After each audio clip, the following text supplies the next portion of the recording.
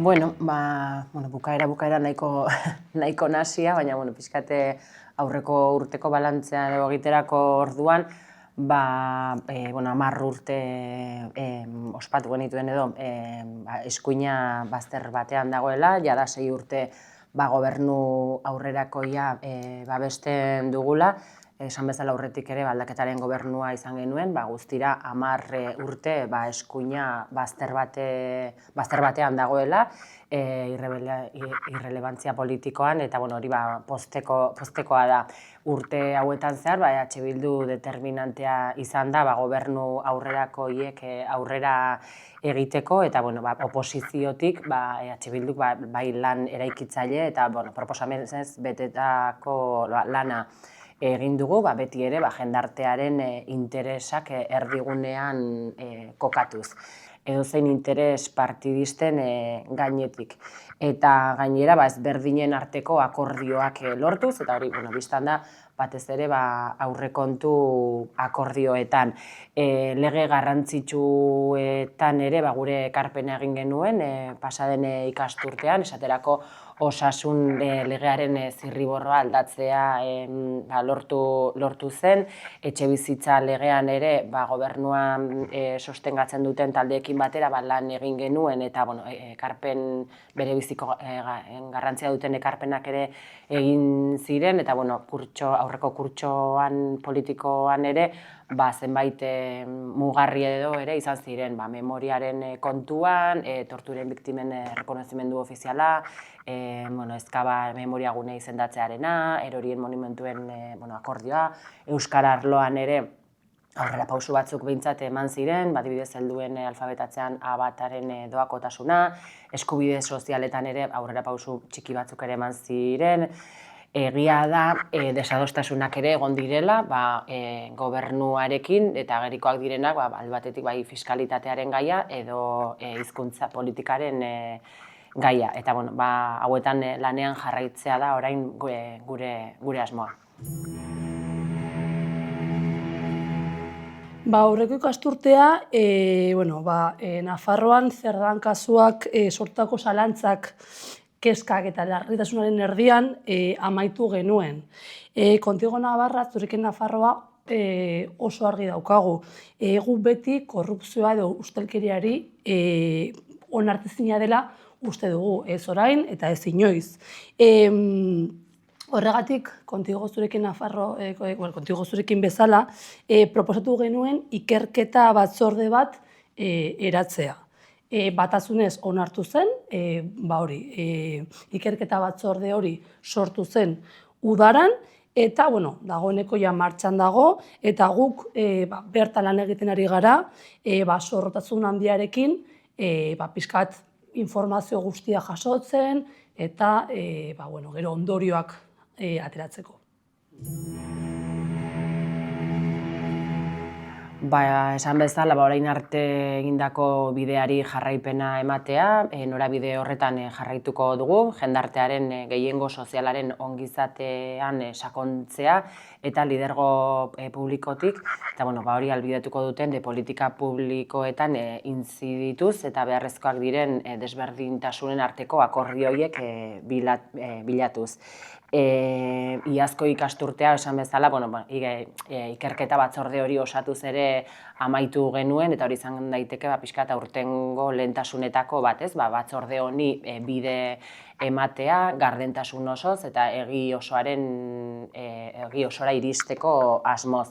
Lan hori zorroztasunez eta arduraz heltzen ari gara, amaieraraino iritsi nahi dugu, eta egon litezkeen erantzukizun politiko guztiak konpondu nahi ditugulako.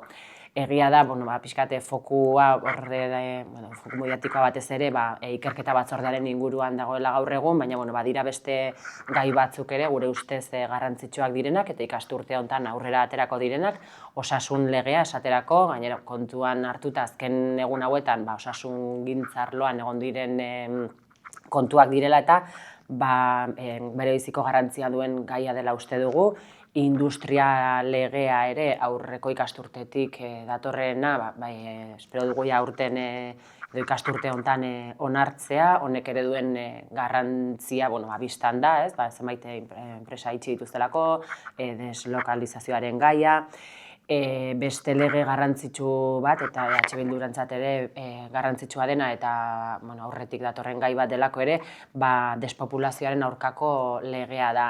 Beti defendatu izan dugu, kohesio soziala egoteko, lurralde kohesioa izatea beharrezkoa dela, eta Nafarro anitz eta zabal honetan errealitatea zein den kontuan hartuta, despopulazioaren gai honek edo lege honek onura asko ekarriko ditu.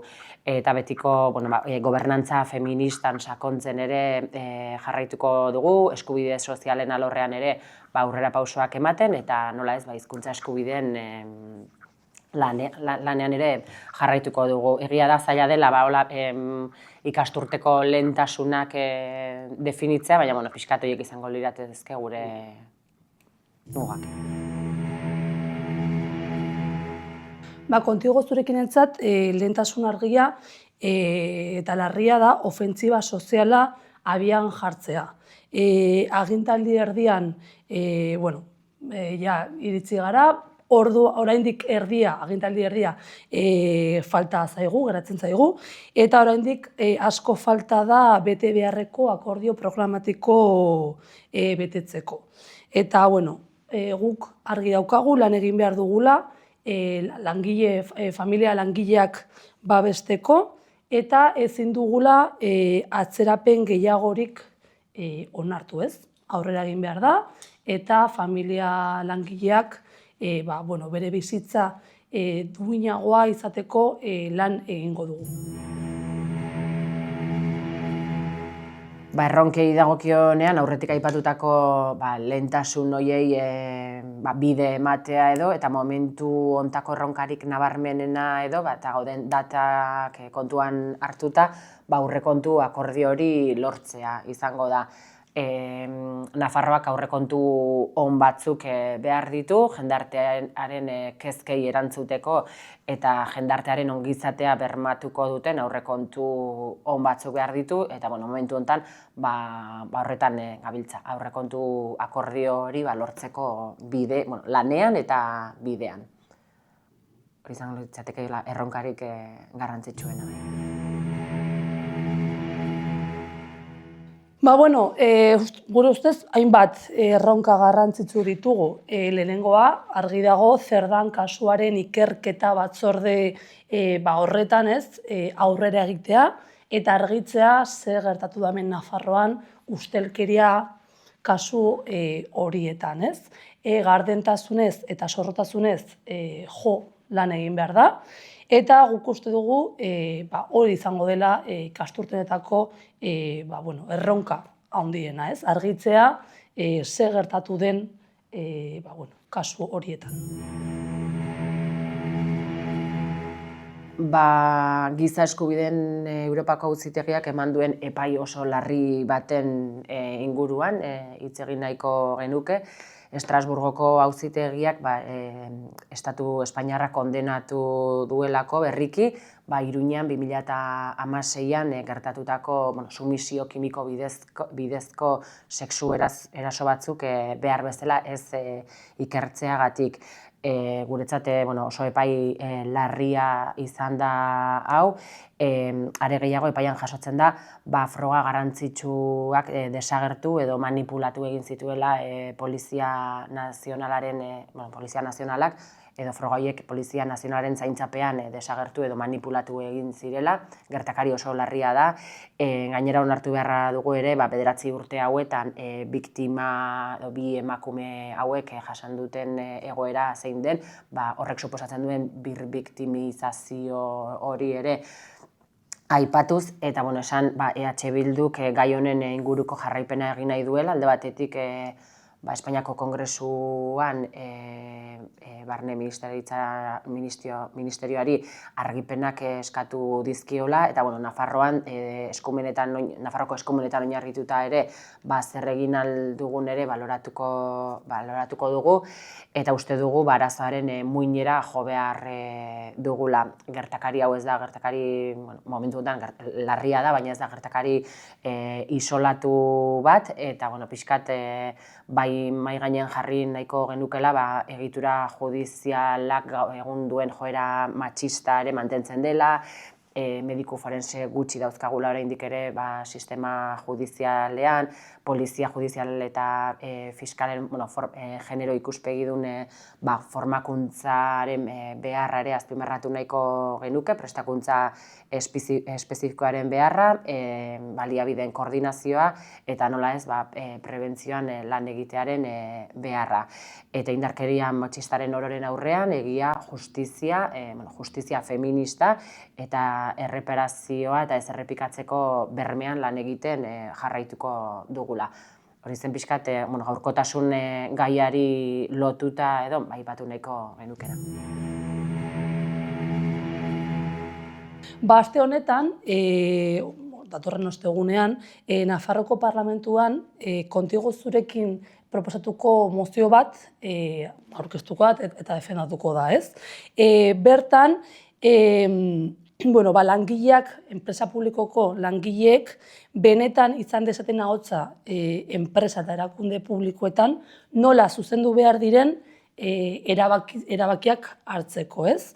Gaur egun ez da horrela izaten enpresa publikoetan, baina gure ustez ez gara gurpila berriro asmatzen ari. Nafarroan ekonomia sozialaren ekimen ugari dauden dagoeneko elkarteak, entitate sozialak eta abar, langileek erabakietan parte hartzen dute ja, ez? Orduan, eta ikusten da, kasu horietan, dena enpresa horiek edo erakunde horiek hobeto doaztela, ez? Konpromiso gehiago, gardentasun gehiago, eta azkenean herritarrentzat kalitate handiagoko zerbitzuak edo laguntza ematen dute, ez? Eta guretzat, hori, uste dugu, nahi duguna da hori, eremu publikoetan ere adibide hori ezartzea, ez? Guretzat, demokraziak ez luke lanpostuaren atarean gelditu behar, ez? Beti hitz egiten dugu demokrazia, barruko demokraziari buruz, eta gure ustez, hori ere da barruko demokrazia bat izatea, ez? Orduan gure ustez, Nafarroak pausoa eman behar du orain, kasu honetan, eta espero dugu aurrera ateratzea hori.